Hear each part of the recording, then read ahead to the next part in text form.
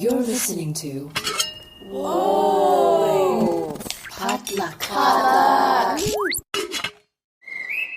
Uzuhan.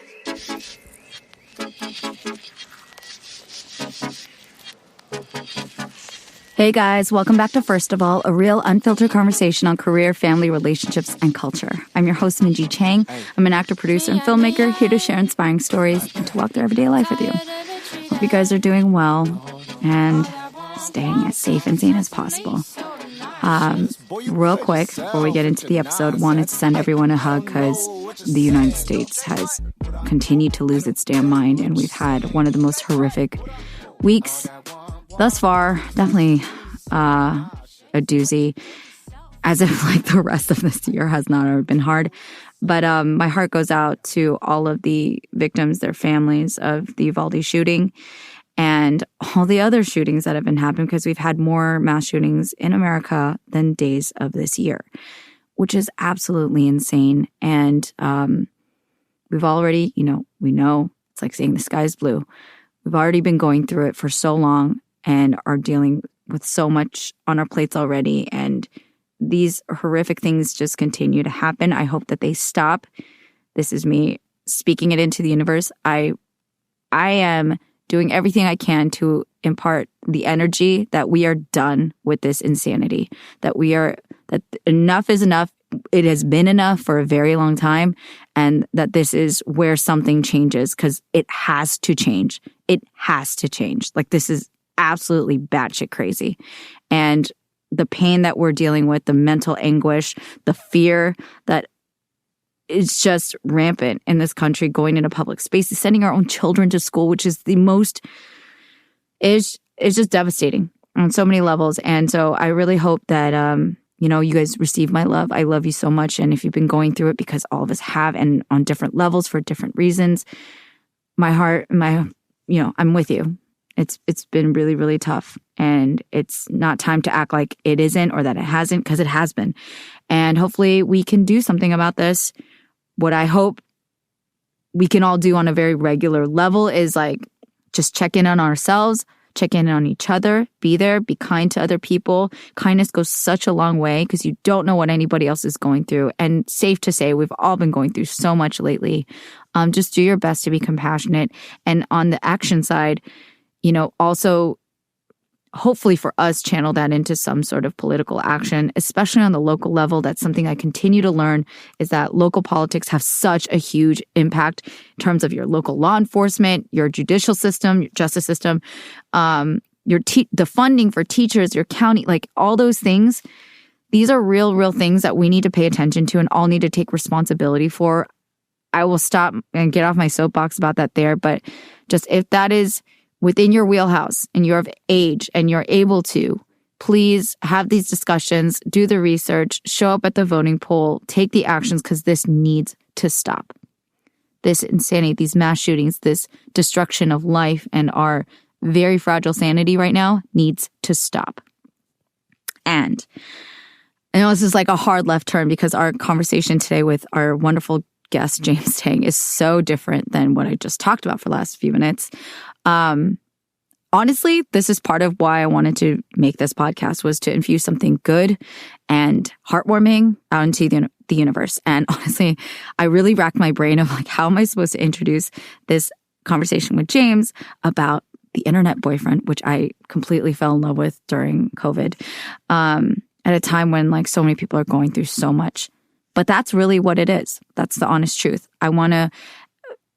We are going through crazy times, and we are doing our best to manage it.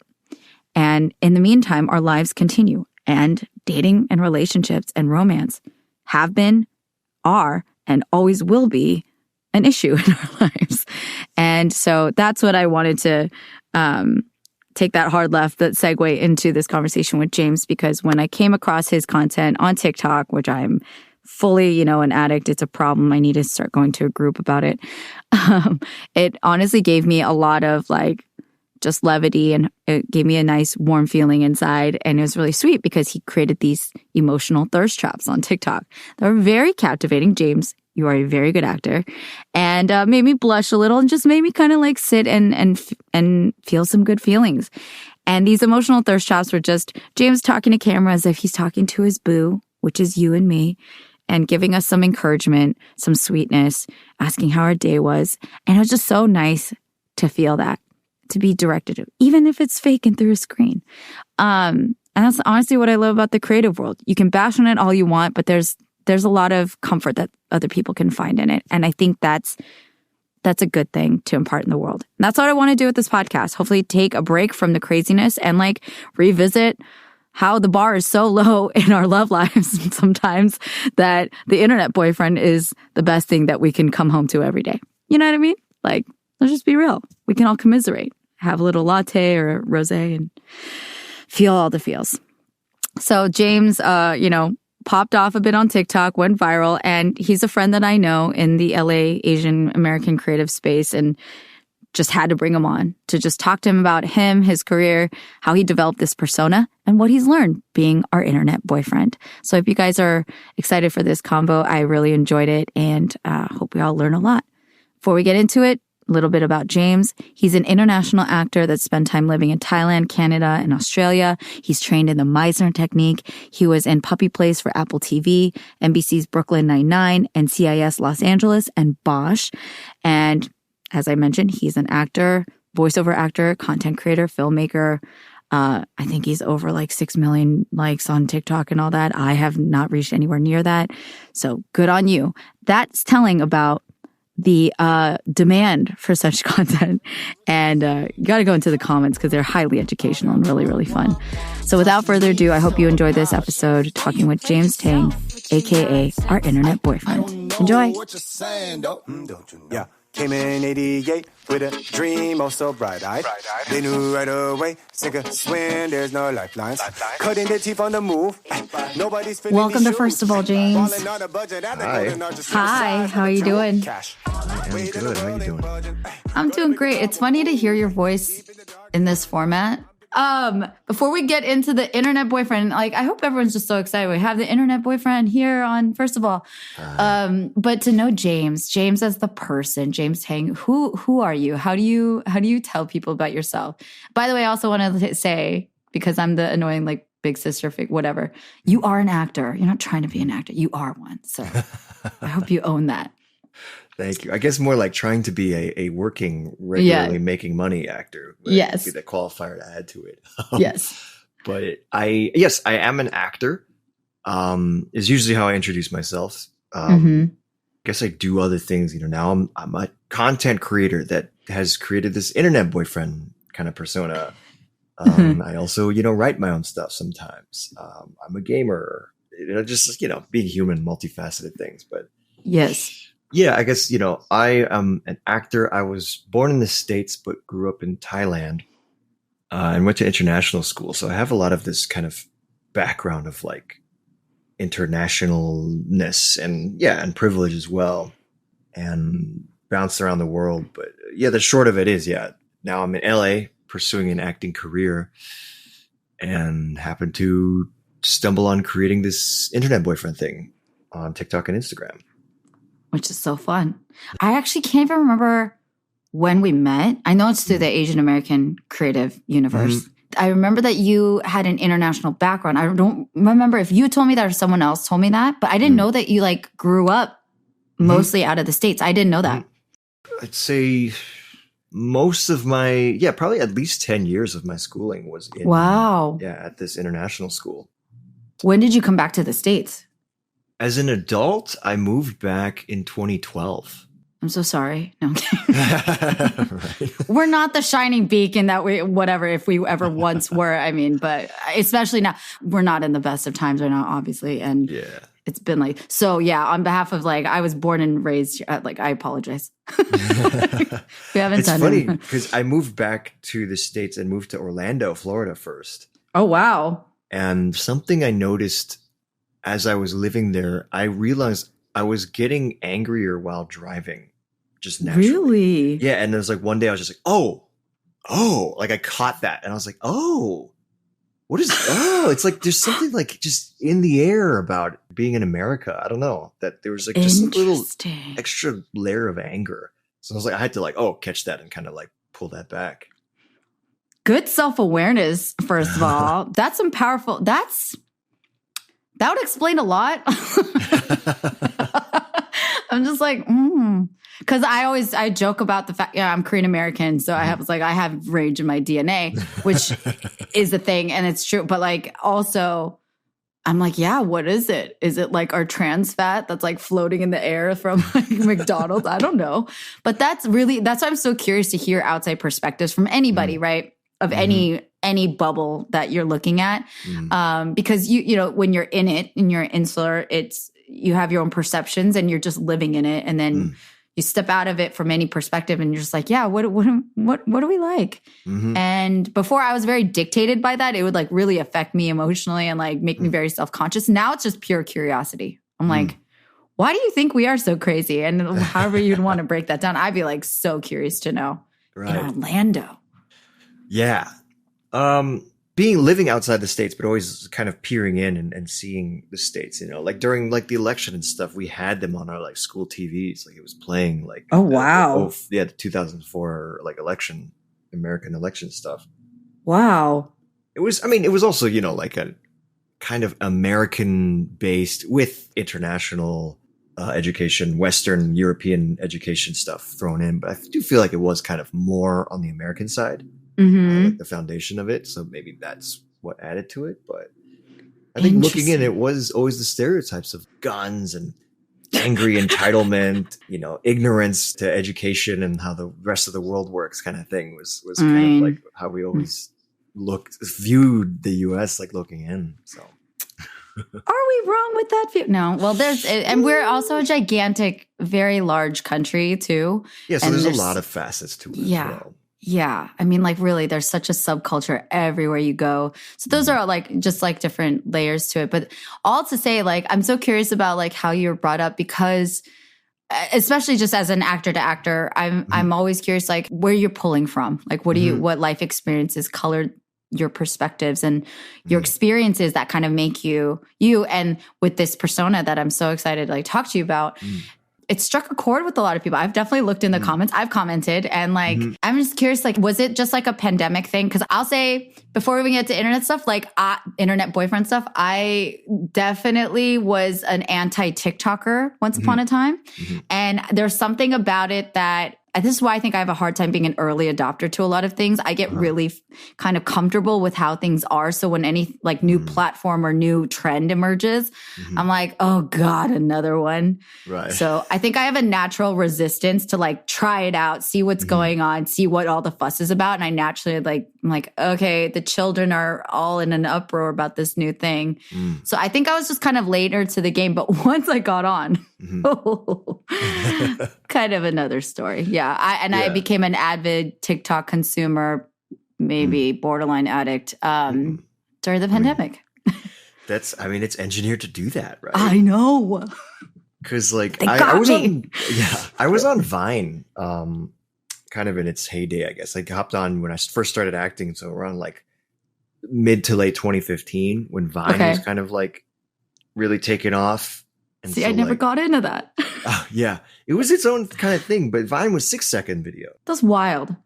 Yeah, and so I kind of got my start, I guess, in those Vine type videos, making those. Then it went away, and then I was like, okay, whatever. I didn't care that much about it because I didn't feel like I was like blowing up on it anyway. You know, because some Viners did blow up and like launch their, I guess you could call them careers. Right.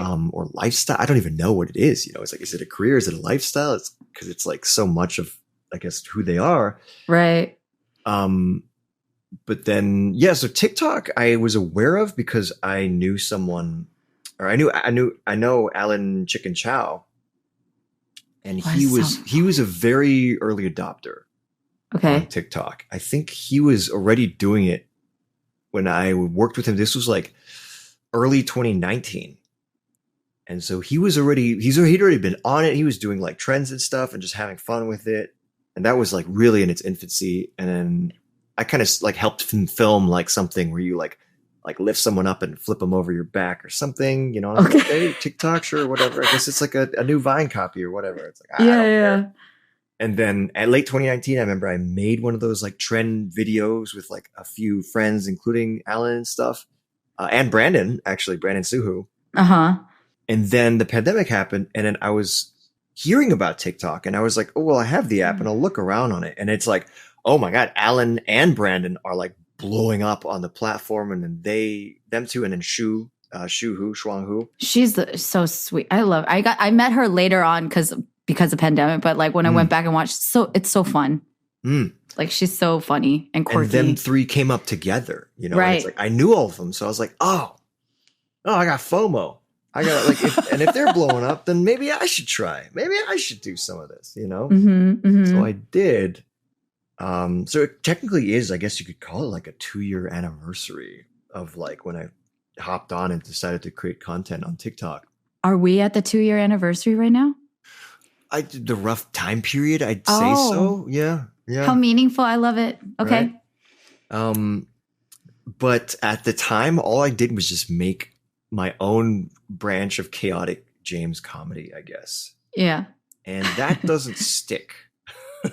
Yes, according to the experts, which they pop up in my algorithm, of, to tutor me on like how to go viral. It's just, it's so wild that there's like experts that can teach you how to become an anyway. So you were learning this real time. And I was following one of those experts, and one thing he kept kind of pushing was like niche down. You got to niche down. Okay. And I was like, okay, but also I don't know how I would niche down because I'm an actor and I entertain. And I don't know how I would niche down even within that versus someone that like, plant talk, where you literally only post videos about like gardening and planting and stuff versus like, there's like psychology, mental health TikTok. There's like book talk. There's, because it's not all just 13-year-old girls doing dance videos. Exactly. It's changed a lot to be so much more inclusive and expansive, way beyond that. And which is when I went in, where I was like, there's so many great creators that are not of this stereotype I had in my head of like a bunch of little kids doing weird dances. Yeah. So it's like beyond that, but it's like I didn't know how I would get more specific to where I was then. So I just made like chaotic comedy stuff that I thought was really funny. And like it seemed like no one else did really. So like, my growth at the time was not fast or strong. I think I stopped and just really took a break when I hit around like 4,500 followers or so. Okay. But to rewind just a touch, I remember I started out with someone around the same time. And so she had about 350 followers. I had 300. And then, so like right at the same time. But then she really niched down. She was doing like a sort of cosplay, but I guess there's even a subsection of cosplay called a cosplay, occult and cosplay. Cosplay. So it was, I guess, just like the macabre, like she created like a vampire character, like a werewolf character, like a swamp creature, and like a witch. Like, she was like really good at like, creating these characters and making them look very specific. And then, so like, I think when I checked one time, I was like, my account was like, okay, I'm at 1,000. I checked her account. She was at 10,000. Holy crap. Yeah. So I was like, oh my goodness. Like, wow. Like her growth just was like exponential compared to mine. And so I was like, ooh, okay, but I'll just keep trying. I'll keep trying, and eventually I got burned out because I was like, I kept doing the same thing or just, this chaotic comedy and it didn't really get anywhere. I was like, whatever. I don't care about this that much. And then fast forward to last year, 2021, I had been streaming on Twitch for a while as well. The gamer life. Yeah. So like me, Yoshi, and Manny. Yeah. A bunch of us, we'd been basically gaming together like every night during the pandemic. Call of Duty Warzone had dropped and was like super popular. And so we've been playing that like all the time. And finally, Yoshi was just like, because he has streamer friends that were just like telling him that you should just start streaming. And he was like, guys, maybe we should start streaming. And I was like, okay, fine, I guess. Yoshi was also a guest on the show, by the way. So he was filling me in on his nice. gaming stuff. Okay. Perfect. So we were gaming, for a few months and then streaming and stuff. And then I think I got to a point with streaming where it was like, I feel like I need more. I need to like level it up or like, I don't know. I just didn't want to put more research and effort into it. So I ended up taking a class. Shout out to Stream Coach Academy. Wow. Okay. Yeah, that's the class I took. But during that class, I learned not just about how to improve my stream, but it applied to all my internet content. And from that, I realized that like, oh, TikTok is probably the way better platform for me to be focusing on than Twitch, because Twitch as a platform is really difficult to grow organically because it's a live streaming platform. So if you're watching someone live for like 2 hours, you're probably going to want to focus on them. You're only there. You're not like exploring, like, exactly. It's not... Whereas TikTok, blasts your face with like what it thinks you'd like with like, 6 to 9 second videos seems to be like the optimal time or whatever. And so, yeah, from that, I was like, oh, it's okay. TikTok. Okay. Like I kind of figured out like my ideal audience member and got really specific with that. I noticed, creator Nathan Ng, who's now my friend as well. I started kind of just being inspired, aka stealing, just like taking the format of his content because he was very relationship oriented and he was doing really well, And so I was like, I feel like I can speak in that world a little bit. So I'll start kind of doing stuff that's similar to his, taking his format, just doing the James Tang spin to it. And as soon as I started doing that, it just started, applying the lessons and kind of taking inspiration from his content. It just started blowing up my account. You struck a nerve. You found your niche. Yeah, I started. Well, that's the thing. I hadn't fully found that niche yet. So you're exploring. Yeah. Yeah, I was like starting to get hone in on it. So like Kronk, I was doing the Kronk voice as well. And so that kind of helped blow up one of the first few ones.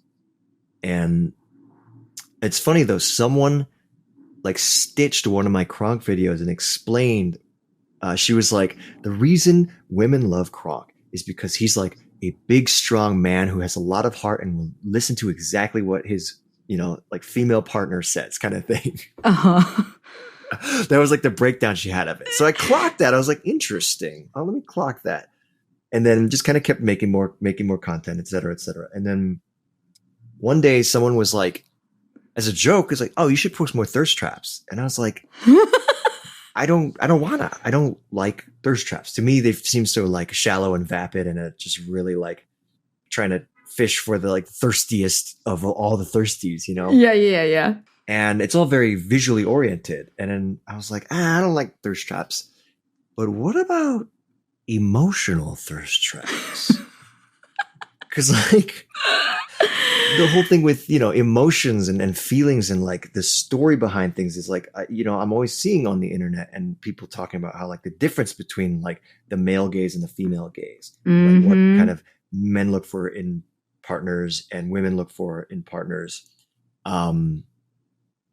And like, there are differences. Like the reason why like romance novels are still a huge industry is like a huge point of like attention, to be focusing on. So that's like, I was like, and then like the whole thing with like, the big thing about Knives Out that everyone was talking about was Chris Evans' sweater. Okay. Right. So it's like, and like the reasons I've been seeing behind it were like, oh, it's it's thick and comfortable and stuff. It feels very like a warm hug kind of energy. And I'm like, okay. Like just all those things kind of just like floating around in my head. But I was like, okay, let me try making some emotional thirst traps using my acting ability, as well as kind of the acting brand I had come to. So I'd taken a short rewind. I'd taken an image branding class. Okay. Back in 2018. Shout out to Sam Christensen. Rest in peace. But the studio is still, doing stuff. So classes are still available. For me, I'd taken this image branding class for my acting. And from that, I ended up with these like kind of essence statements of like who I am and what my brand is. And like the main one was basically take me home to meet your parents. It'll go extremely well. You can count on that. That's a great brand. Yeah. And then it also reflected moments in my life. I think every like straight guy at some point in their life wants to be the bad boy, right? I could argue yes as well from my life of experience. Yeah. Okay, fair enough. Yeah, maybe. Yeah, it's a straight woman thing too. But at least for guys, no. I'm saying observing straight guys. I'd say yes for sure. Okay. There's like it's like a latent, not like it's an archetype that one can same way like a lot of straight women can at a certain point like fantasize like I want to be the seductress. I want whatever your personality is in natural like straight out the womb, this is who I am. But there's a side of you that wants to be like the vixen, you know. So yeah, absolutely. Yeah, for guys, it's like the bad boy on the motorcycle with the leather jacket, aviators. It's just like, hey, what's up?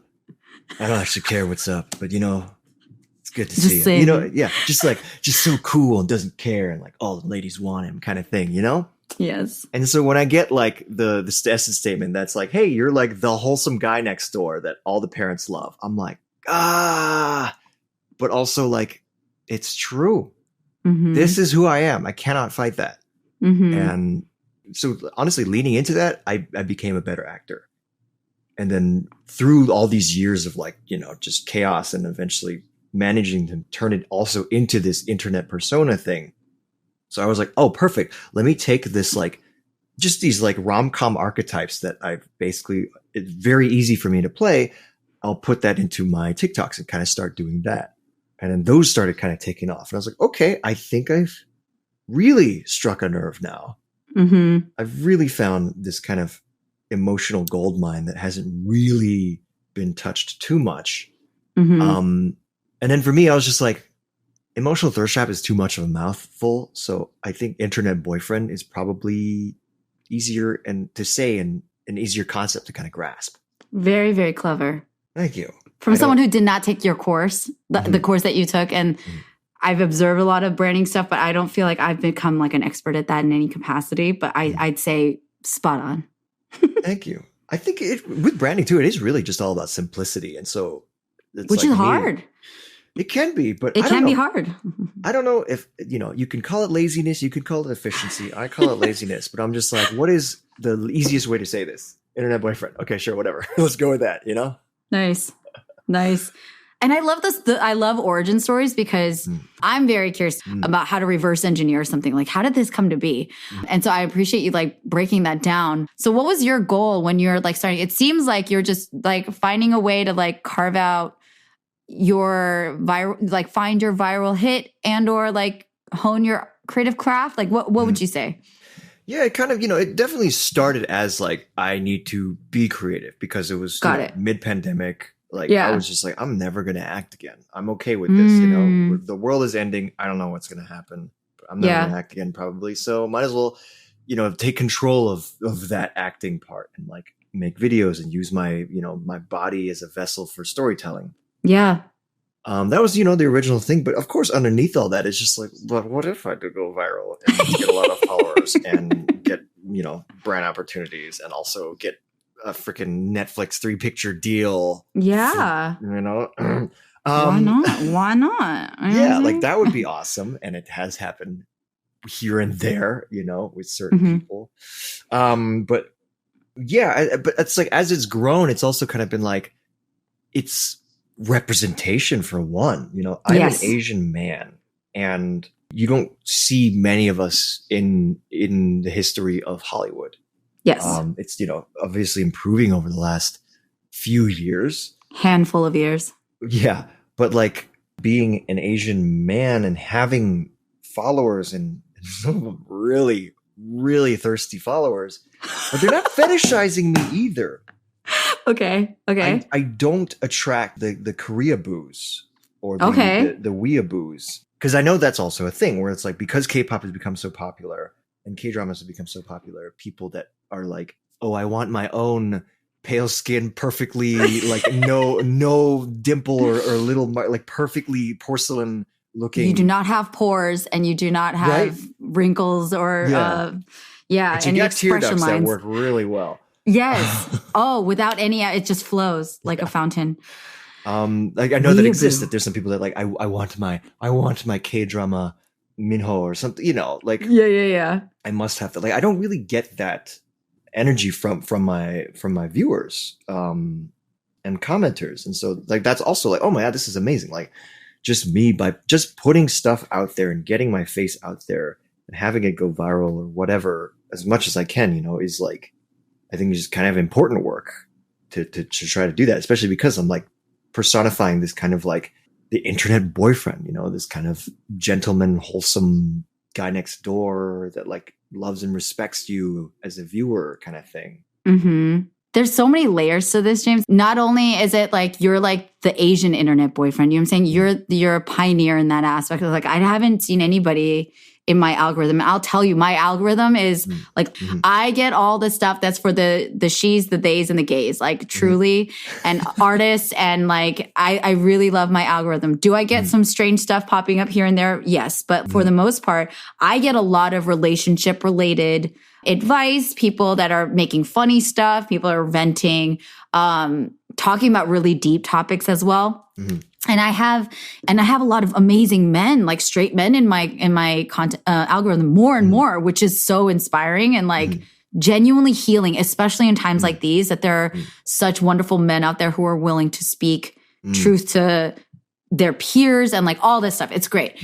Like I hadn't seen anybody doing what you did who's like white or who's on, like I hadn't seen a white or black creator that was doing things the way that you were doing. So in general, like you being the internet boyfriend, from the fact that like I've been so deeply entrenched in the Asian American representation conversation for what, like a decade and a half almost now, all of those things like struck me in this great way. And I was like, this is so great. You weren't even trying to be, in my opinion, the way that it was delivered, and this is your acting chops, I must applaud. But like, you were just being the internet boyfriend. You weren't, I didn't feel like you're trying to make a point. You're just like giving the audience what they wanted, which was a kind word at the end of a rough day. And because you're a talented actor, it really registered. And I was like, this feels so genuine and nice. It's not a contrived force. All right, everyone, like here I am, and follow and like and subscribe for more. It wasn't that, you know, and that gets so obnoxious and so repetitive on TikTok so easily. So I just like, there are many layers to this that I think it took me even a while to unpack, because you're my friend and I was like supporting you. And I was like, yeah, go James.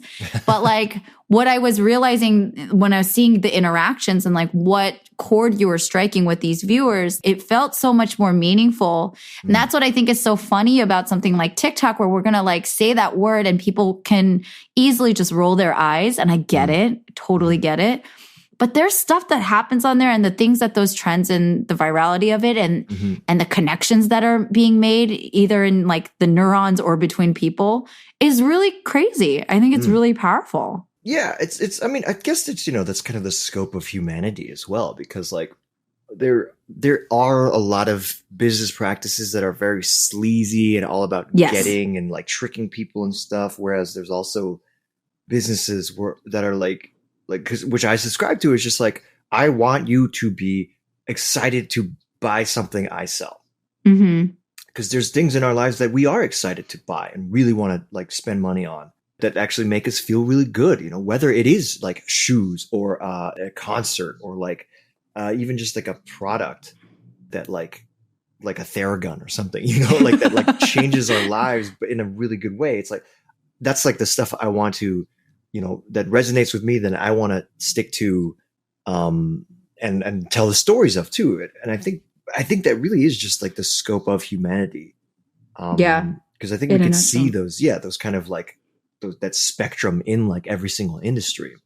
Yes, absolutely. And there's just, I think it's such a strange universe where you can like see it all and very quickly in rapid fire. It is definitely an ocean of humanity, and there's a lot to navigate. But I'm really curious. You started talking about it, and I really want to follow up on what you've learned from all of your very, like you said, you're really thirsty followers and your fans. But let's take a quick break and then come right back, and I want to hear all about it. Why did I deserve all this? Fuck it, I deserve all this. Tennis shoes and pair of slides, walking on the beach, there ain't a worry on my mind.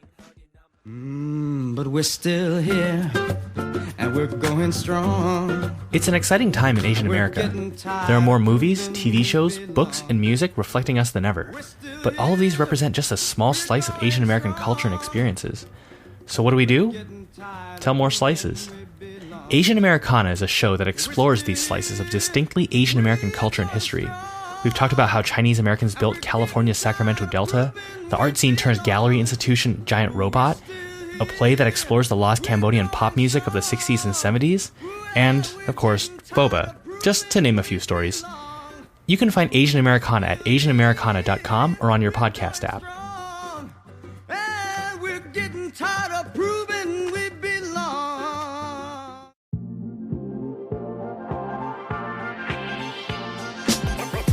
Hey, First of All fam, if you're a fan of the show and would like to support, consider backing us on Patreon. You can join our Discord community and get different perks by going to patreon.com/firstofallpodcast. If you'd like to support in other ways, you can go check out firstofallpod.com or subscribe and leave a 5-star rating on your favorite platform, or just follow me on Instagram because I love hearing from you. Thank you all so much for the support and enjoy the show.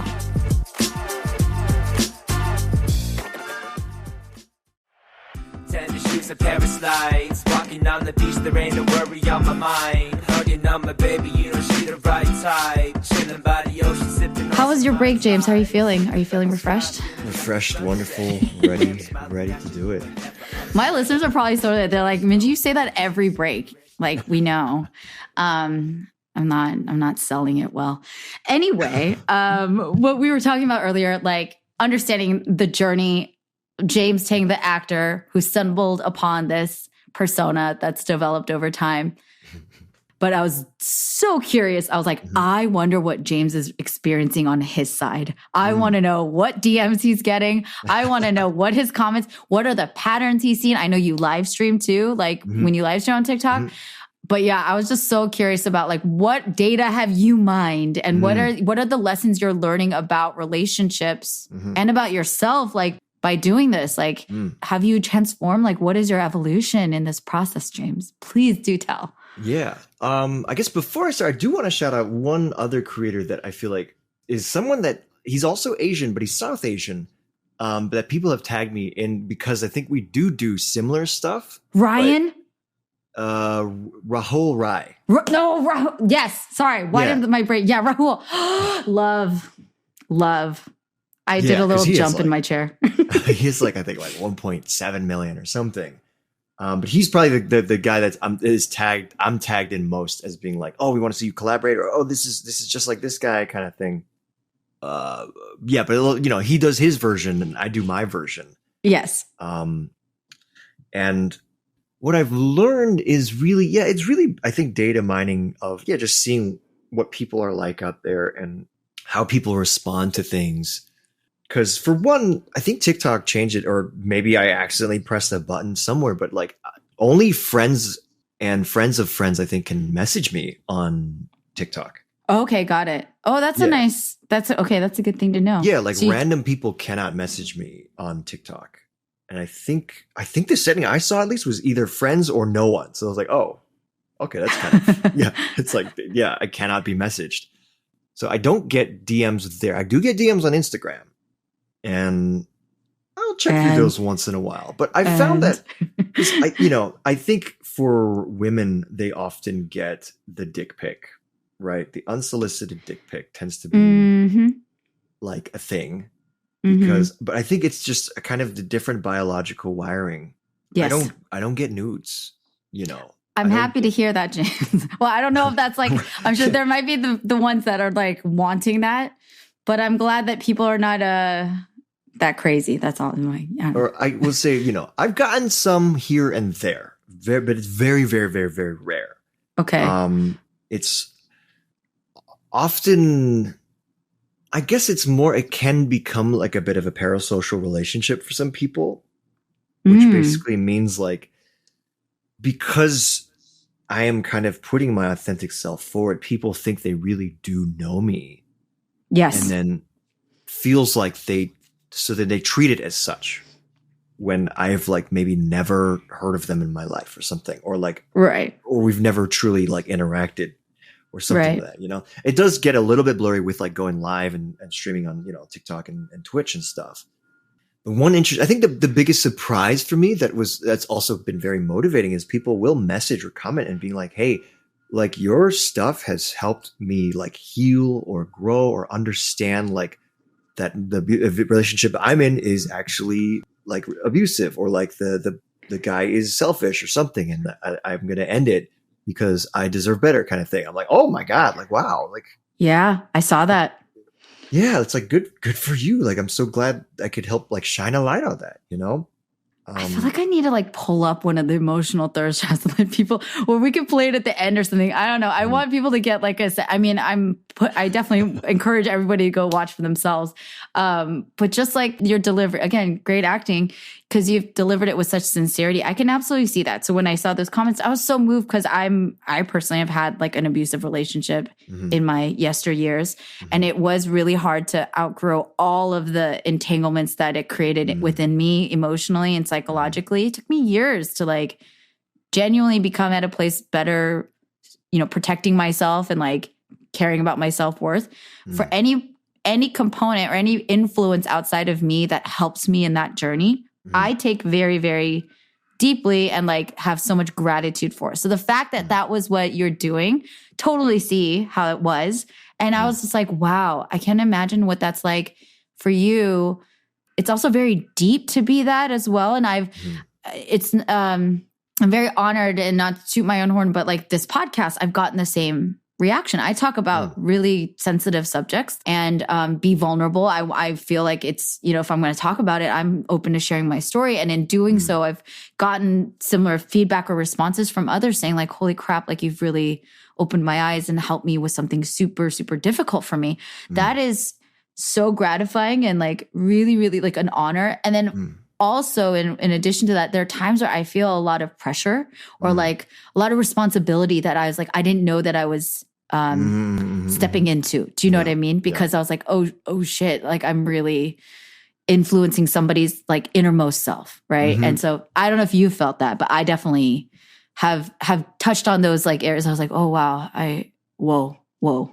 You're right. No, for sure. Like I've sometimes like I won't post it for a while, and it's like people are like, oh, where's the internet boyfriend? Like I need my boost for the day or something. And I'm just like, I am having like a depressive episode where I feel like I like hate everything I do and I'm a total failure and stuff. So I'm gonna have to get back to you on that one. Oh, James. Well, like, yeah, no, I'm glad that you do. I'm glad that you take your time, but it can be a lot because you have like an outside, like there's a ping, an actual person on the other side going like, I need you. And you're like, but I need to be here for me. Yeah. And also, I'm not a therapist. And it's like, I think that's also something people might need to, go to, like I'm here to entertain and maybe therapize people, but like, I'm not a licensed therapist. And if someone needs one, like they need to go, honestly. I think that's honestly a very responsible thing to put out there because I'm not one either. I'm just saying on my podcast, some people have said that to me too. Like, oh, I get a lot of good therapy out of listening to you. I'm like, so glad to hear that. Also, I'm not a therapist. I don't, I'm just saying what I think. Yeah. And that's something I took from acting class, honestly, because I had a teacher that was like, this can be very, very therapeutic, but just know that this isn't necessarily a replacement for therapy. So if you need therapy, please seek it out. So true. It's good to know. Good on you for saying that. Have you ever had to kind of like say that to somebody who you feel maybe kind of like that blurry line? Have you had to cross that line or like no, say luckily, it like, hey? Because I feel like most everyone that does like hang out in like my community, like I have a Discord, and the ones that do come on the live more often, I think there's no one that's delusional about who I am and what I do. Of course. So like they get it, and then I will always mention, like if I'm on live and people are asking and stuff, and if someone does maybe get too far, I'm just like, okay, but if you need to see a therapist, I really recommend you do, because that's not what I am. That's not the role that I necessarily am here to fill. But I'll do my best with what I know. Yeah. I'm not a replacement for a therapist. Good for you. But luckily I haven't had to deal with that necessarily either. Because I think, people tend to get it. You never know with the internet. That's why I'm saying, True. I do not want to ever assume the worst out of people, but you just like, that's what I also, again, dark sides of like TikTok and the nature of that is that it really, I think that's part of the internet that genuinely does like frighten me at times. And I'll say that from like a female perspective too, like why I have so much to say and things I want to share, but I'm not delusional or not aware of reality. And I've grown up in reality in California where I have to be really mindful of safety, and it can feel like a really scary place, which is why I think conversely, why I feel like it is so valuable when straight men speak up because there's a different gravitas to that being said from one man to another, right? Then like, and I encourage it, not in any way belittling what a woman has to say, or in my eyes, it is absolutely paramount and valuable what a woman has to say. But the impact, I'm not silly enough. I'm not naive enough to think that like, oh yeah, a misogynist or someone who's like a complete, or maybe they're closeted, maybe they don't even know that they're misogynist. You know what I mean? Like, but they're not going to listen to it the same. So it matters when there's like an example set. Do you know what I mean? And that's why things like what you're making, you know, even though it's a creative outlet for you, but like, and I am curious, like where you feel like you and the persona are the same and are different, but having that example and seeing what results it yields in terms of like all the fanfare from these women that are genuinely like, this is what I want. This is what I want is with someone who cares about me, who's genuinely interested and present and listening to me, and seeing that like there are going to be people out there who like guys who like roll their eyes, and there's going to be others that are like learning regardless. It's a data point. They're like, oh shit. Yeah. I don't do that. Like, yeah. I think it is rarer, you know, like I had one TikTok go viral, and that definitely opened my eyes a lot in just kind of the general vibe of the people it was pushing out to, where this is the non-jealous boyfriend one. Do tell. So that one was pushed out mainly to women first. And so a lot of the comments were like, oh my God, this is all I wanted. I love this. And then there's a very small amount that were like, no, I like jealousy, or I want the jealousy because it shows me that he cares.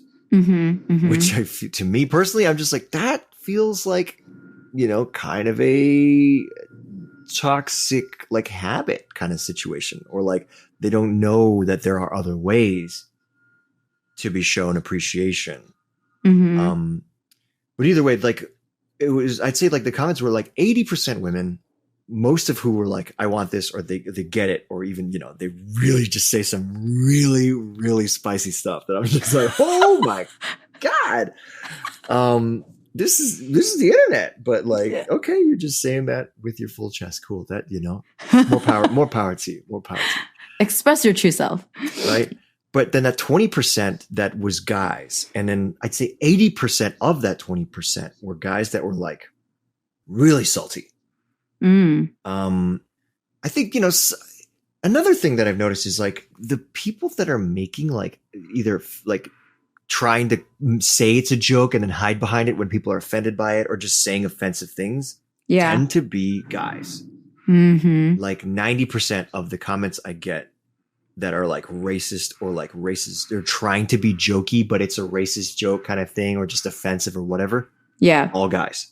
Like 90%. I'm just kidding, man. Can't take a joke. Yeah. And it's maybe more like 95 to 99%, honestly. Okay. Because I've been looking through my comments. Yeah. I don't know. I'm just like a weirdo like that. I'll just look through them and just keep looking and just collect data like that. I'm also very, very, very generous on the block button. Got it. Good.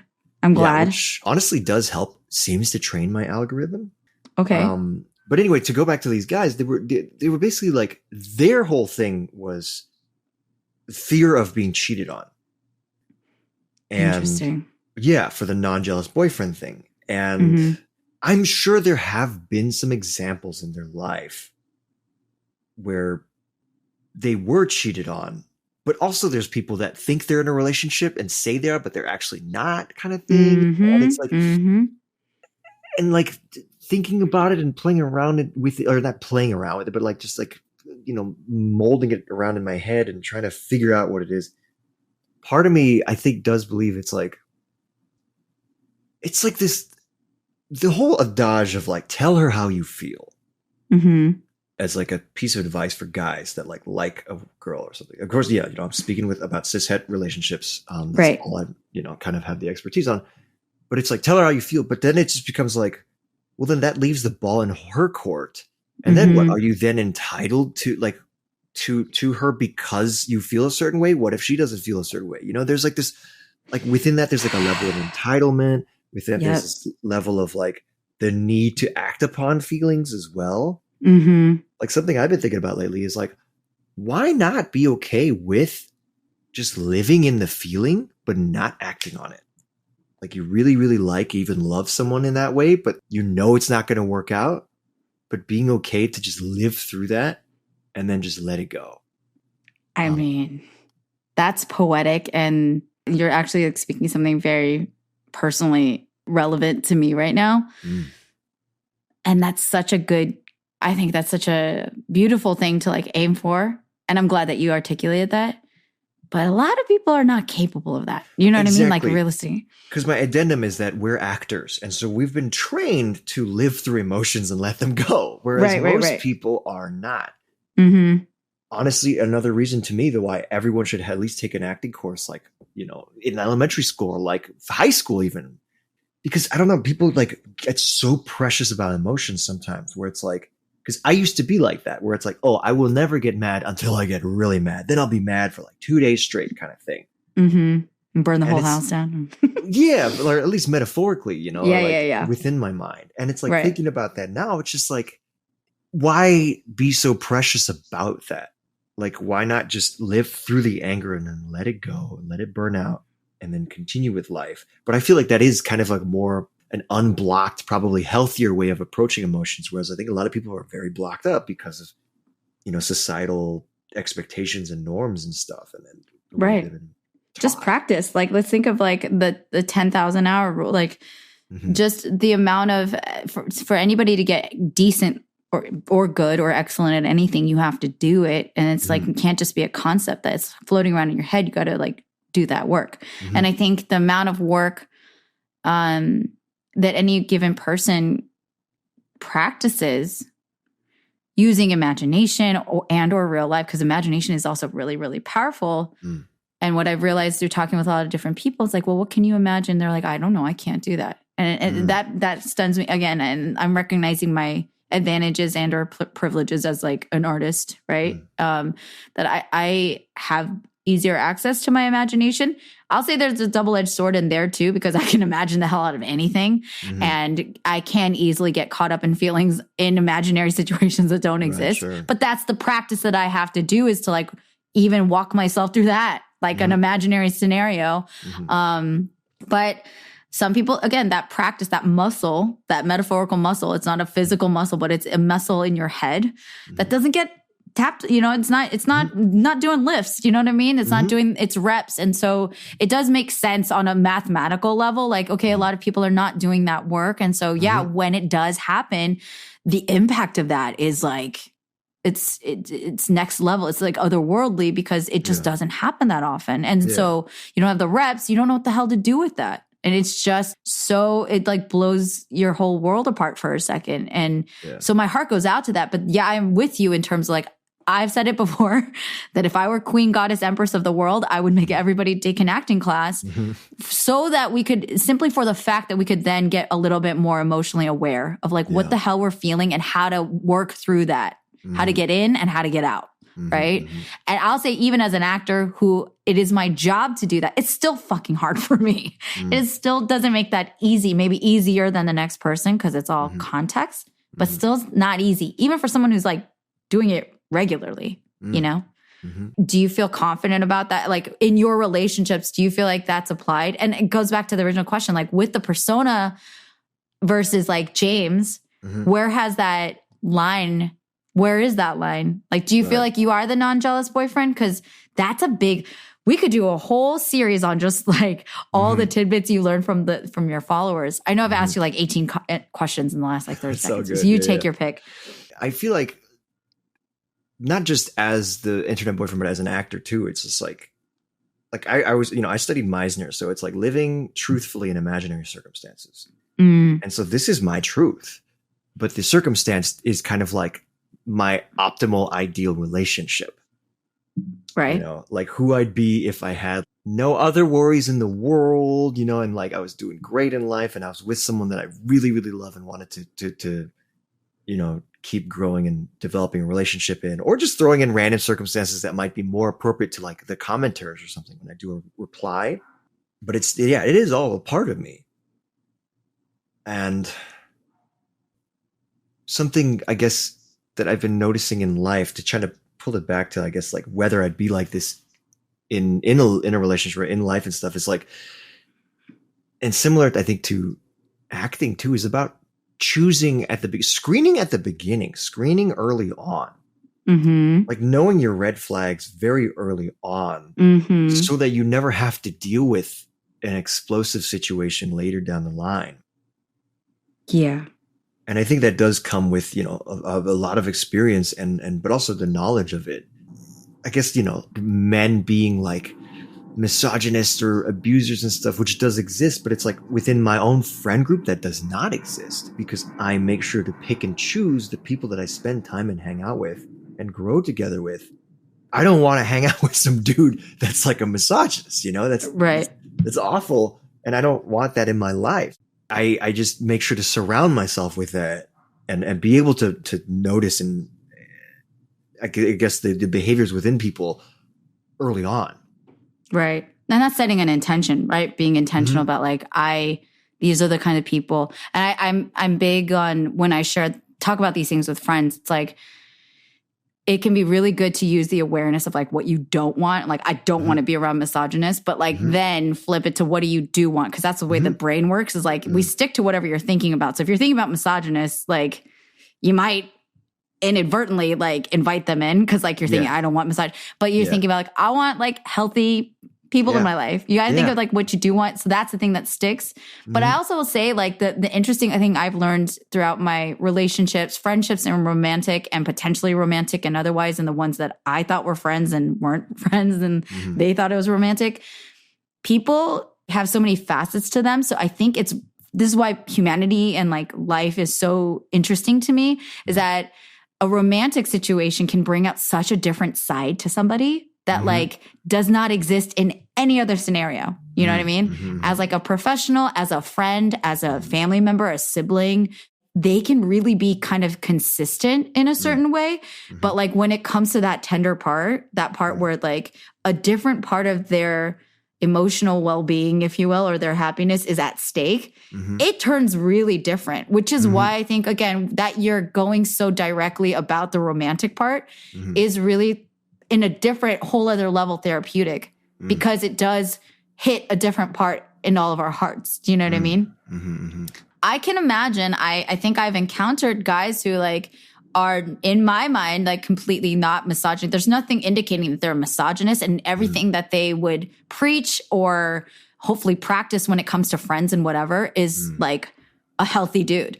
But when it comes to like their girl, like say that they fall madly in love with it, I could easily see a switch being flipped and all of a sudden that insecurity, I don't know, childhood trauma, like, you know, the way that Asian men have been emasculated, all sorts of things come into play in this like perfect storm where all of a sudden maybe they are the jealous boyfriend and they're like encountering like, I didn't know I was like this, you know, like what the hell? And that could be really discombobulating. So I'm just putting that out there because I personally have witnessed that. So I do think it's important to set those intentions with also the fact that like, we're all people, you know, like, and meaning like not to excuse any of that, but we are capable of flipping switches, you know what I'm saying? Like, yeah, it can get dicey.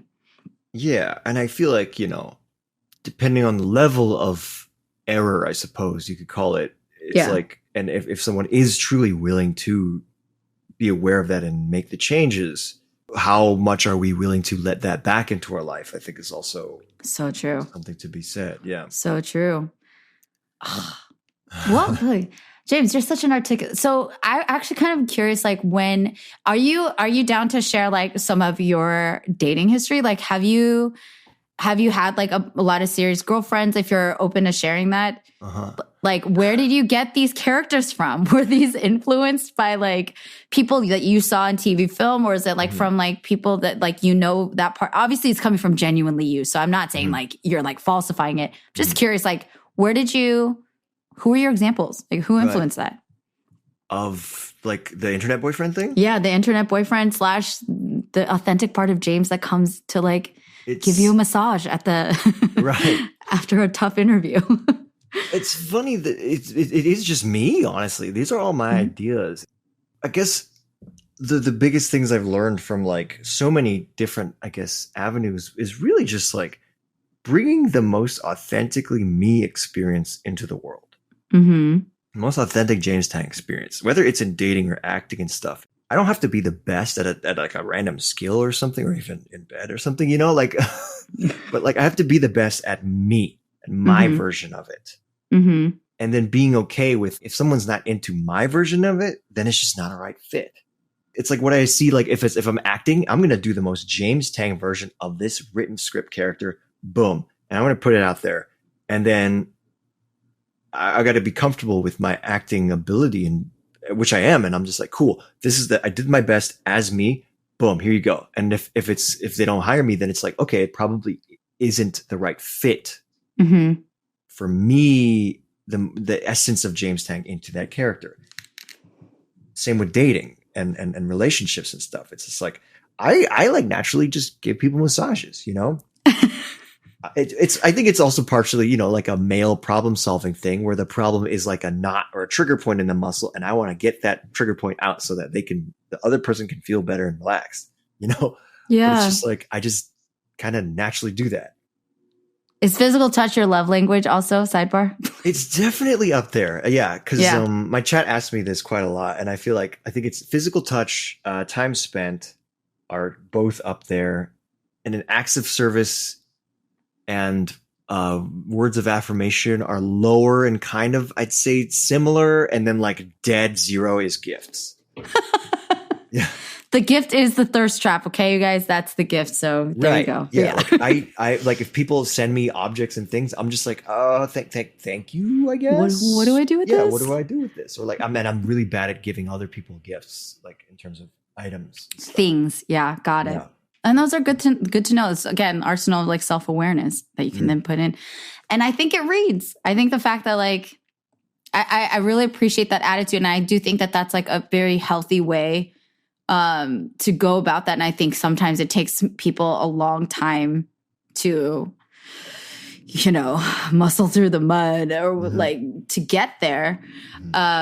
Because that can be this ideal. Like I was really influenced by like what the perfect girlfriend was supposed to be by honestly a lot of Hollywood and like a lot of the songs I listened to. It's all very subliminal messaging, but I definitely integrated it into like what Minji from her teens onward was like picturing I'm supposed to be as like a good girlfriend. And I think that's changed so much because I think it went from being like way too, in my opinion, toxically like accommodating and caring and nurturing to a point where I was essentially like mothering a bunch of boys. You were setting yourself on fire to keep someone else warm. What are you reading, James?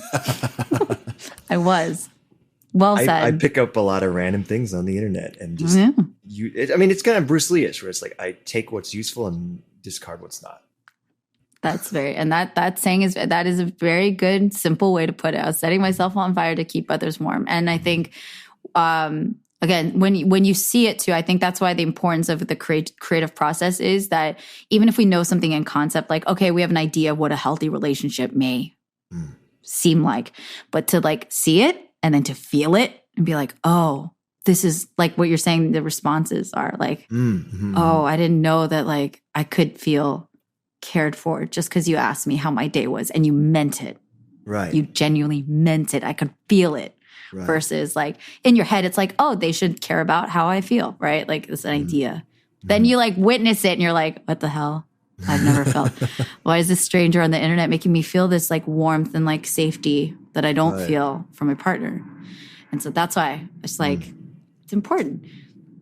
And I'm curious, like on the other side, this is getting personal.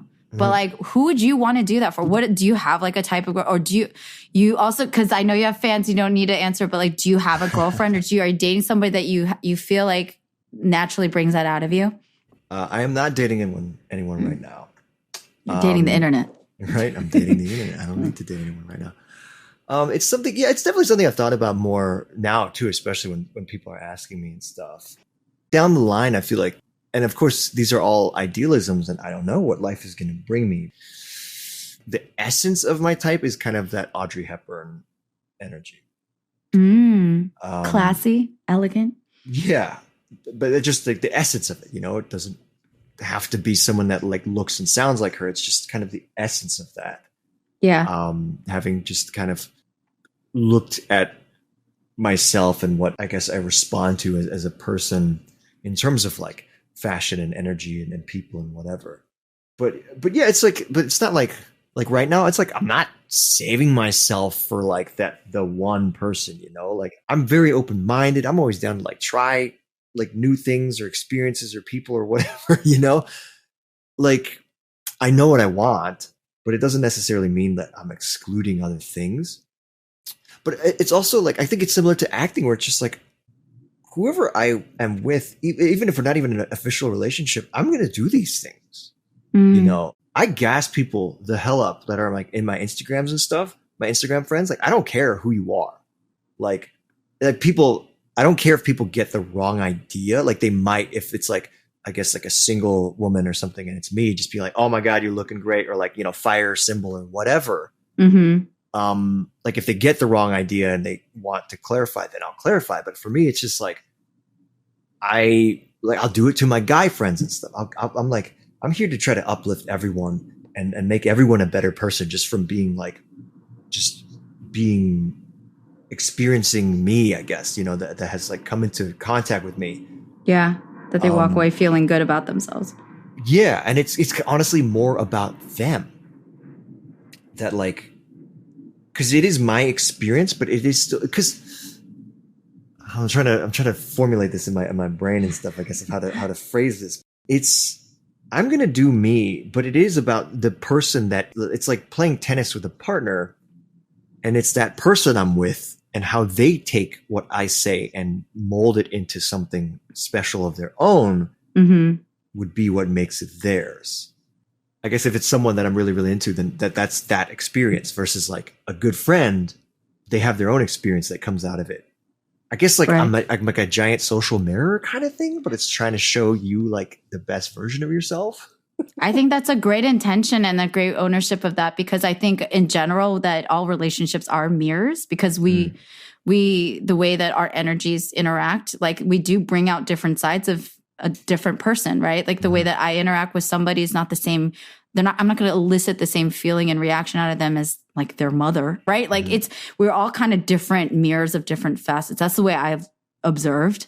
And for me, I've done my very best, like you, to be like intentional. Like I care about, I know how it feels when somebody ignores me or doesn't, or ridicules me or criticizes me, and I don't, or shames me, and I don't like those feelings. And so early on, I made it on purpose, intention, with varying levels of success, mind you. I'm not saying I'm great at this all the time, but I've set my, like, I don't want other people to ever feel that way around me.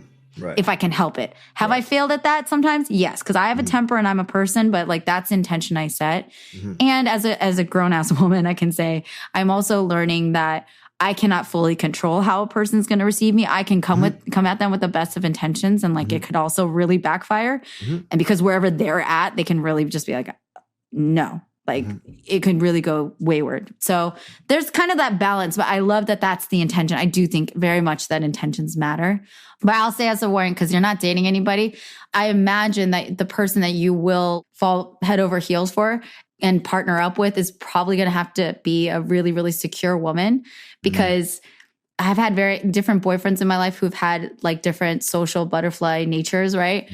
That jealousy, it can go both ways, right? There's a lot of jealous women out there too. And I've definitely felt like, oh, I'm not on equal footing as like, they're just lovely to everybody and I'm not special. So that like, this why by default, I think you're weeding out a lot of like, I don't think a woman who doesn't know herself or can be comfortable with the fact that you're ready and willing to gas everybody else outside of you up, right? Like that can cause some fires, which you're seeing in your comment section. Sometimes, yeah. Yeah. And yeah, it's not as much as not a lot, thankfully. But yeah, once in a while, like a commenter or mainly it's like comments I'll get during a live or something. It's just like, who are all these other hoes, you know? Like come home to me or something. I'm like, hey, sharing is caring. People have also asked me like, am I polyamorous? And I'm like, I don't know, actually. I've never tried it. So, like technically I guess I am right now, you know, because it's like I'm dating everyone. But it's like I've never officially been in like a polyamorous type relationship or situation. Yeah. I would probably love to try it someday, you know. I think I do know like one time there was a time where I was kind of not dating, but like seeing and hanging out with like two different women, and that already was like, I'm exhausted. I don't have time in the day for this. Like, this is just a lot, man. Yeah. So I don't know. You're definitely like, strike me as like the don't knock it till you try it person. Generally, yeah. There's also things I say, in my chat too. It's like, there are things I know for a certain fact I'm never going to try through, like evidence. Like, I'm not going to eat poop. I don't think anyone should try to eat poop because it's a waste product. That 0 out of 10 recommend. Exactly. And it's like, I guess it's striking that balance of like things that you're like, you won't know until you try versus like, I'm pretty certain this is going to go badly if I try it. Yeah. / get me in the hospital. So let's not do that. Yeah. And die of E. coli. Yeah. And Smart. I think that does come down to relationships too. The idealism of like, well, maybe it'll be different this time when some people like try to fix broken guys or something or broken anyone. Right. Where they're like, oh, but this time it'll be different. But then the patterns are all still there and they end up putting themselves through hell when it's like they try to fix a broken person rather than just letting in people that like fulfill you into your life kind of thing. Yeah. And also letting go of that fixation or that habit, present company included myself. It's a hard thing. Those are very hard things to like come into full awareness and accountability with self about. And then on top of that to like release, I still think it's worth saying and recommending because all of this can like, it just kind of leads to that conclusion that there are a lot of people out there, you and me included, that want healthy, fulfilling relationships. Mm-hmm. We all are different personality types. We all have different flavors, preferences, different standards, different inclinations, different fetishes. Like we're all very different, right? So it's like, there's a saying out there, my profound saying is like, there's a lid for every pot. And I wonder, is there? But I'd like to think so. But on the path to that, like, it's still good to like be aware of like what is healthy and how does it make me feel? And then how does unhealthy make me feel? And to be able to distinguish between those things and to set examples and like all that stuff that, I don't know, I feel we could just cover a lot of good ground here. Like I think we want to love and be loved. And more than like even just being loved, I think we want to love. Like I'm really sitting on that thought lately. Like, I want to love somebody that I feel good about loving. And when I don't feel good about loving them because the response I get is something unhealthy or toxic, like that's such a bad feeling. So I think we are much creatures of loving as much as we want to be loved, in my opinion. Yeah. Yeah. Definitely agree. In closing, because this is I love talking with you, James. It's so much fun. Yes. What do you feel like you've learned the most about yourself through like this unexpected journey? And you're still on, but like at this milestone and like your 2-ish year anniversary, like what do you feel like you've changed, or what do you feel like you've learned or been enlightened about? I guess it's like a lot of qualification of me when there's so many people that are just, some people even said like you could literally like just do nothing on camera and I'd still watch it kind of thing. I guess that like, it's just more signal boosting of the fact that like what I'm doing is helpful or can be helpful and I should be here and people want me to be here versus like, I guess like, that elementary school feeling of invisibleness. It's not that people like don't like you or do like you, you're just there. And I think that's probably like a pattern that I had growing up that, once in a while, there's still a little bit of like a hint of that. So I guess when, seeing people and just like really even learning and growing and healing from like content made by like an Asian man, is just like a really cool thing that I've been enlightened to, I guess. Thank you for sharing that. I was going to ask, because you're growing up in Thailand, right? So you're growing up in Asia. With the Asian American male presence and being somebody so desirable and somebody so like sought after and thirsted for, like I think that's the most human thing out there. Is like we all want to be, again, I'm saying like loved, but like loved and desired. Like we're animals. Like there's nothing wrong with that. That's like how we're built. And so was that colored a lot by the being an Asian man? That feeling of no, because what I love about international school, at least the one I went to and the people I was surrounded with, was it really truly was like a cultural utopia. Okay. It's like, awesome. Yeah, because like, oh my God, that guy's so hot or whatever. It could be a guy from like any ethnic background, any skin color or anything. Mm-hmm. It was just really, it was more about their personality and their vibe and energy and stuff. And their looks too, sure, but less about any ethnic qualification there. For sure. And so it wasn't any invisibility I felt was not because I was Asian. It was because I just was there. You know, I wasn't like owning who I was, or I was trying to be something else or whatever, you know. It's just the experience of being James. Yeah. Yeah. I think there's a universal experience of, I think, growing up and going through certain types of that, but nothing had to do with any sort of like ethnic background. Do you think that's changed once you moved to America, though, as an adult? Yes. There definitely a feeling of sometimes, I don't know if it's invisibility, and I can never fully like confirm or deny any of these things because no one is actively being like, hey, get out of here, you Asian, you know, like where I have been living. No one's ever said that or given me that vibe. But there's like the vibe of like, you know, some places I kind of would walk in and maybe like feel like that kind of like head turner energy just from walking in very confidently or something. And in other places walking in and being like literally invisible, whether that's down to my own mood in the moment or not, I can't say either. But I know, at least on dating apps. Yeah, I've heard, I've talked about that a lot. Yeah. So I'm curious about your experience on that. Yeah. But then at the same time, I'm also quite picky. So, and dating apps also have a sort of algorithmic culture where like, you know, I feel like there's certain accounts that are like super, super pretty. And then literally you cannot message them because their inbox is full. And they get so overflowed with attention.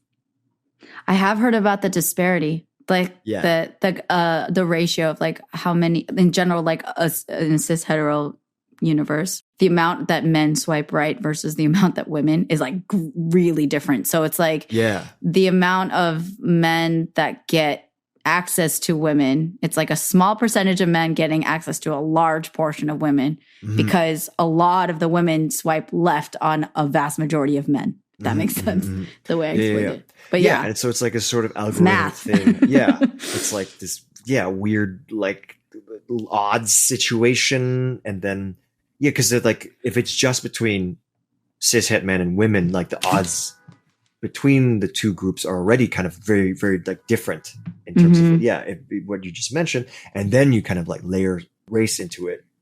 You know, OkCupid did that study where it was like responses by like race. And there was big disparities between like different groups and genders. And so so like dating apps have never really worked for me. But TikTok. Right? TikTok's a new dating app now. But also, James, I'm not, these are all theoretic, but I would say in my day, I've been part of this conversation for several decades at this point. I'll say like I've been, this is my only thing that I can say. I'm not an athlete. There's so many other things. I am not a qualified person to speak on. I'm not a subject matter expert on a lot of things. Okay. I'm just putting that out there.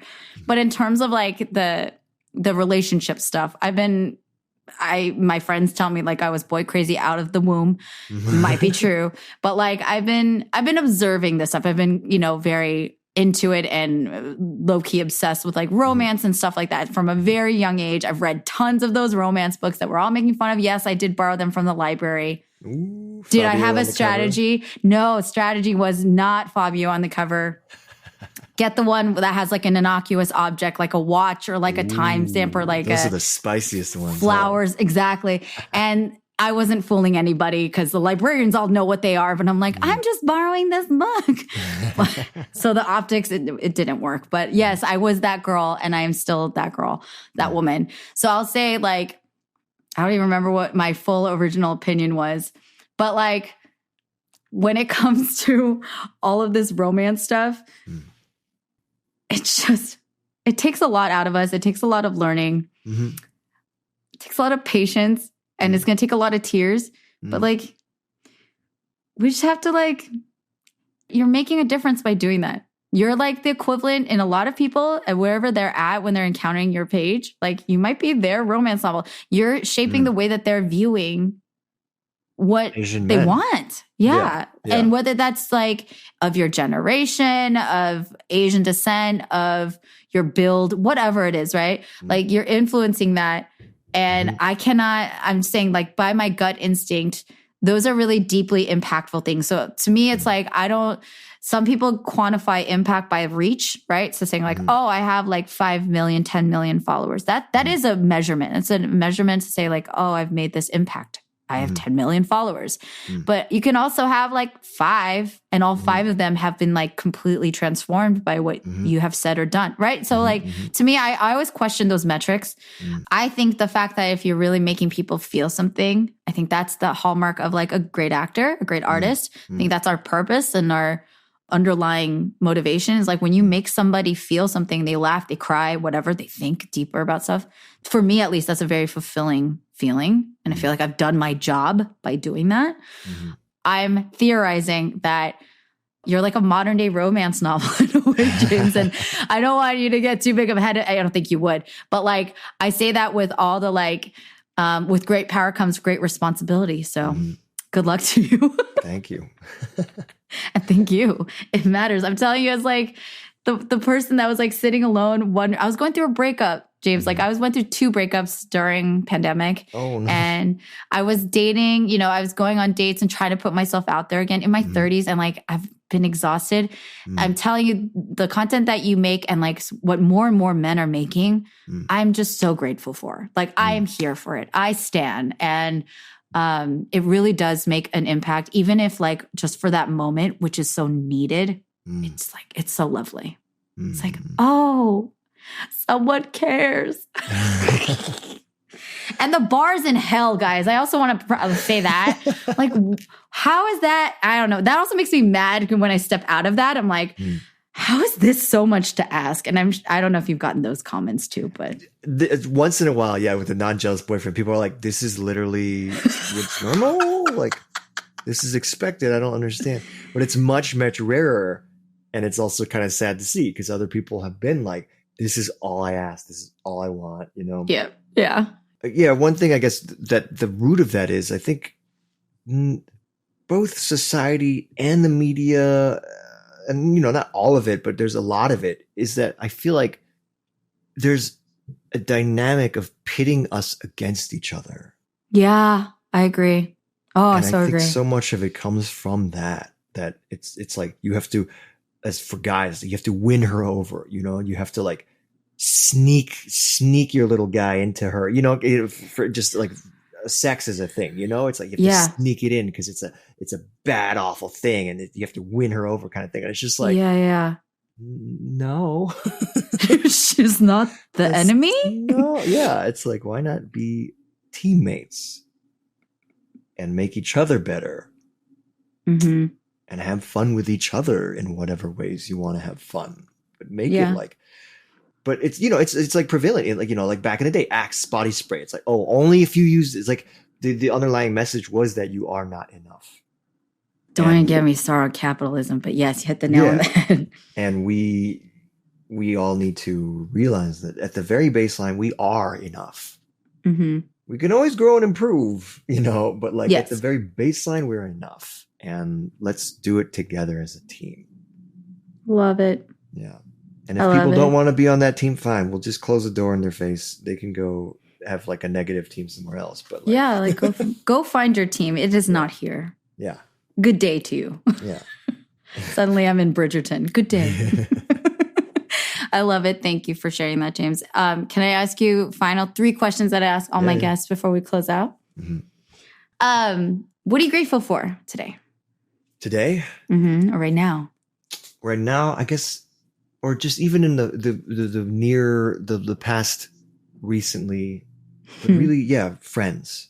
Like, I guess, part of it's my ability that I learned, to socialize and stuff. But the friends that I've made out here, I'm very, very grateful for.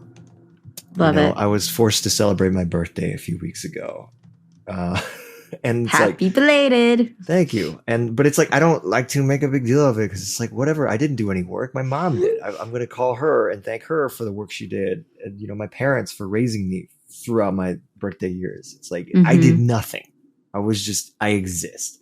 But then someone like forced me to go and celebrate. But people like came out last minute, I'm very grateful. I'm grateful that you are asking me to come on your podcast and because you think I have something important to say about the stuff that I'm doing. I have friends that included me today earlier. Yoshi we streamed together, for API Heritage Month on Xbox's Twitch channel. And he brought us in to make sure that it's not just him that everyone was seeing, but also us, as a collective and as a group. And I really love that we're able to have that. I love that. Friends. And I love the way that you've shared. And I also say that energy builds on itself. So I love that it's so prevalent in your life. Happy for you and happy belated again. Thank you. And what are you looking forward to? What am I looking forward to? I mean, as an actor, it's always that like potential role, that potential breakthrough. I feel like I've been saying this for like at least 3 years where it's like, I'm so close. And you just never know, but it just keeps feeling like I keep getting closer and closer and closer. So it just feels like I'm so close to that breakthrough, but it's not, I can't ever predict it or really. So I guess what I'm looking forward to would be, just more hangouts with friends. And your breakthrough role. It's coming, James. Like I'm telling you, the data don't lie. If you weren't a convincing good actor, the reaction would not be what it is. You know what I mean? Take it all in stride. And I know that's way easier said than done. So my heart goes out to you because I'm in the same exact boat as you. But I'm very confident that it's coming. And yeah, there's a lot of opportunities. So I hope you look forward to more hangouts with friends and your breakthrough role. So that's just my unsolicited 2 cents. No, I love it. Thank you. You're welcome. And what are your final thoughts that you want to leave with all of our listeners today? Try to spread more positivity in the world if you can. I think that's something, a simple thing to aspire to. I guess one thing, the specific quote would be like, try to leave people better off than when you found them. Love it. But also for me, it's like, not everyone gets the privilege of that. If someone comes at me swinging, I'm swinging back, Yes. We shall respond. But I think, again, good intention. And I think that does make an astronomical difference. So thank you for encouraging us all to do that. James, this is so much fun. Thank you for being here. Thank you for having me. So glad we got to hang virtually through the airwaves. We'll have to hang in person at some point too. Yes, we do. Like this is, hang on to that thought because I'm going to talk with you more. But as for this episode of First of All, thank you. And where can people find you? Where can people follow along? At James the Tang is my handle for pretty much everything. Yeah, Twitter, TikTok, Instagram. Yeah, TikTok, Instagram, internet boyfriend content. Twitter are my bitter, jaded musings about being an actor in the film industry. My website, jamesthetang.com, has all my materials for acting stuff. And that's pretty much all of it. Yeah, all that's important, I guess. Yes. And we shall plug all of that in the description so you guys can follow along. Thank you again, James. Have a wonderful rest of your day, month, year. Congrats preemptively on all your wins that are to come. Thank you. All right. I'll talk to you later. All right. Bye. Bye-bye.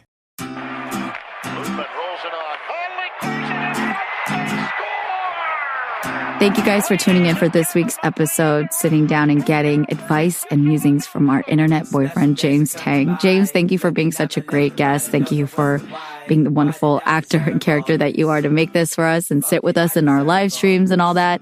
It was great to have you on. and keep up the good work. I'm going to see you on some big stuff. I am very confident of that.